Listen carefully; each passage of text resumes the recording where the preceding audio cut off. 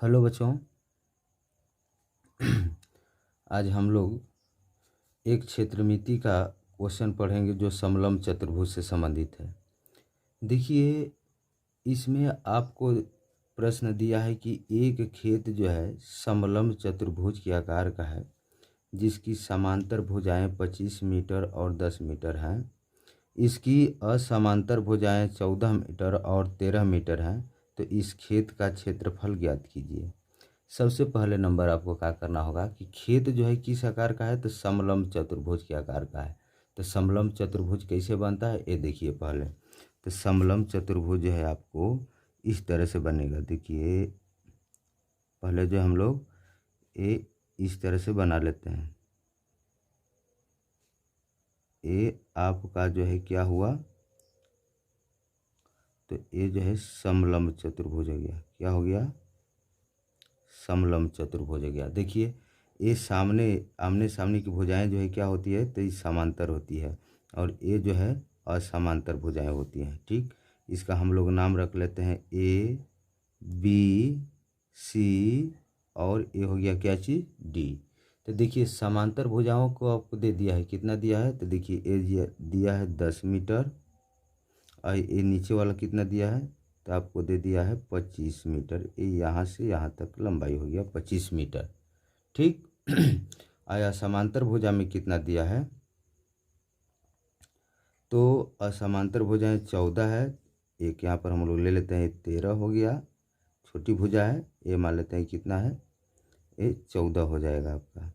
ठीक, तो हमको इसका क्षेत्रफल निकालना है। समलंब चतुर्भुज आपको मालूम है कि वह चतुर्भुज जिसकी आमने सामने की भुजाओं का एक युग्म समांतर हो तथा दूसरा युग्म समांतर न हो, वही क्या होता है, समलंब चतुर्भुज है। तो अब देखिए, अब इसमें हम लोग क्या काम करते हैं कि इसका क्षेत्रफल निकालने के लिए, समलंब का निकालने के लिए मांगता है सूत्र कि 1/2 गुणे आपका हो जाता है समांतर भुजाओं का योग गुणे ऊंचाई।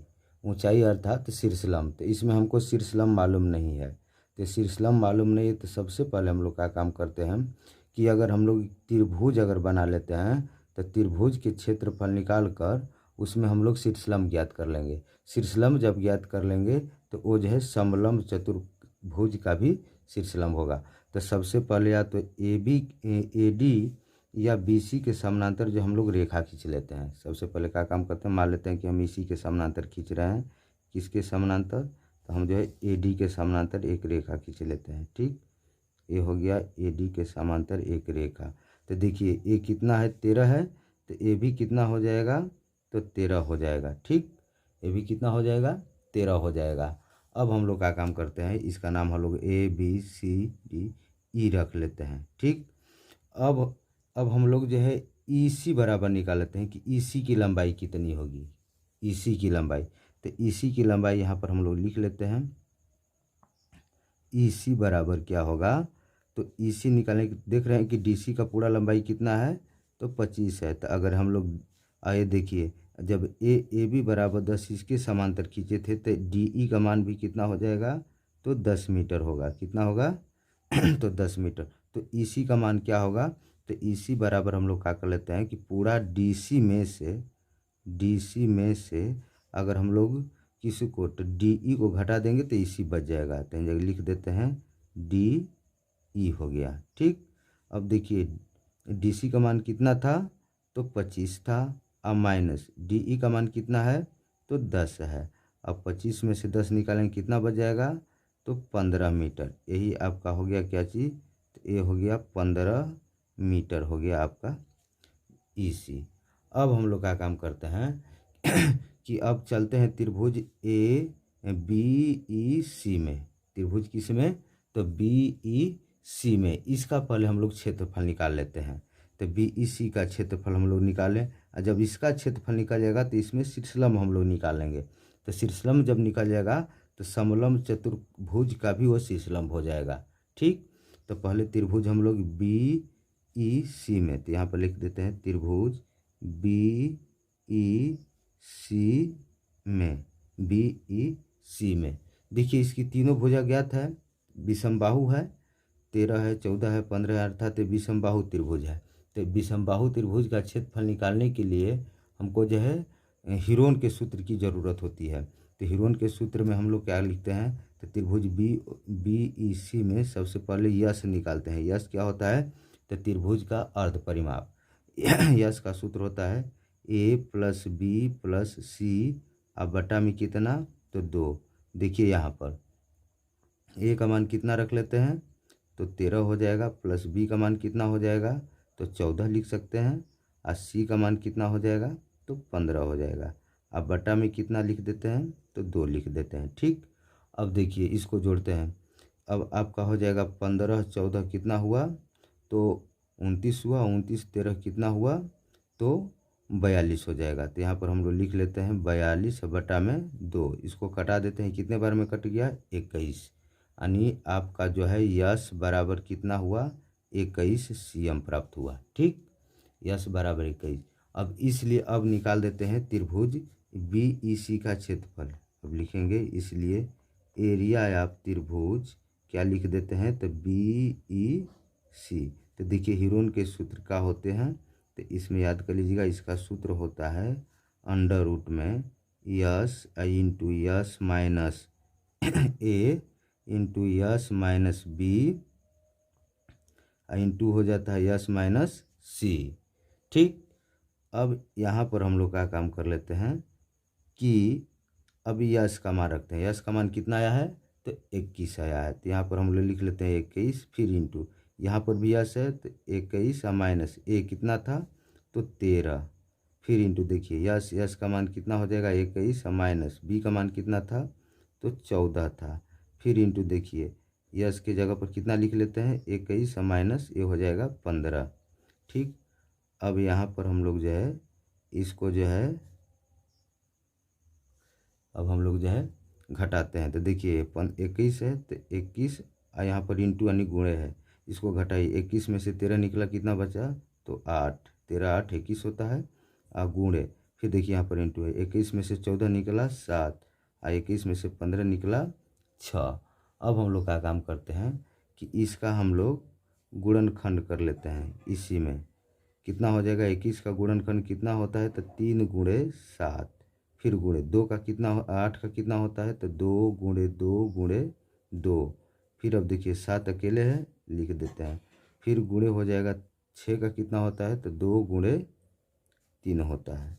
ठीक, अब इसका हम लोग वर्गमूल निकालते हैं। देखिए वर्गमूल है, तो इसमें जो है जो डबल मिलेगा अंक उसको हम लोग एक ठो निकालेंगे। देखिए 3 कितने हैं, पहले गिन लीजिए, यहाँ भी 1 है, यहाँ भी 1 है, 2 3 मिला है, तो हम लोग कितना 3 निकालें, तो 1 3 निकाल देंगे, फिर गुणे। अब देखिए 7 कितना, यहाँ पर भी है 1, यहाँ पर भी 2 7 मिल रहे हैं, तो 1 7 निकाल देंगे। अब देखिए 2 2 कितना है, तो 4 है, तो कितना 2 निकलेगा, तो 2 निकल जाएगा। अब इसमें हम लोग मल्टीप्लाई यानी गुणा कर लेते हैं, कितना हो जाएगा, तो देखिए 2 दूना का 4 3 12 7 84 हो जाएगा। कितना हो जाएगा आपका, तो 84 हो जाएगा। यहाँ पर आपका हो गया 84 सीएम स्क्वायर। ठीक, तो 84 सीएम स्क्वायर जब आ गया, तो अब हम लोग आगे का काम करते हैं कि अब इसका हम लोग जो है शीर्षलंब, इस त्रिभुज का क्षेत्रफल आ गया, तो हम लोग इसका जो है शीर्षलंब निकाल लेते हैं। ठीक ना, शीर्षलंब अगर हम लोग यहाँ पे लिख देते हैं, मान लेते हैं इसका नाम ए एफ रख लेते हैं। शीर्षलंब क्या है, ए एफ है। ठीक, तो अब यहाँ पर हम लोग जो है त्रिभुज बी ई सी का शीर्षलंब पहले ज्ञात कर लेते हैं। तो अब लिख देते हैं, इसलिए त्रिभुज बी ई सी का शीर्षलंब, तो शीर्षलंब का सूत्र होता है आपको 2 गुणे क्षेत्रफल, अब बटा में होता है आधार। बटा में क्या होता है, आधार होता है।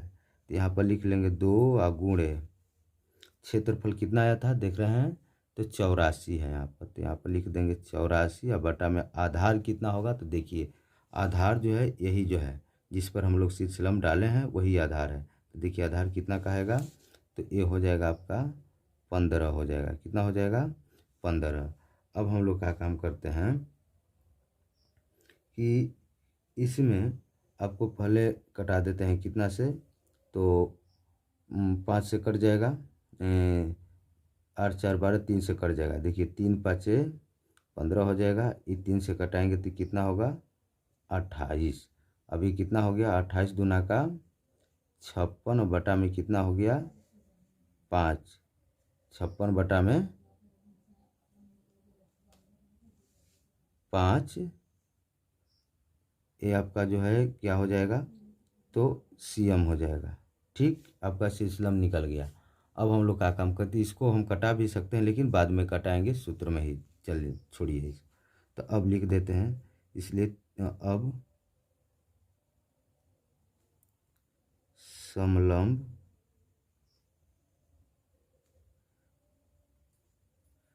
चतुर्भुज,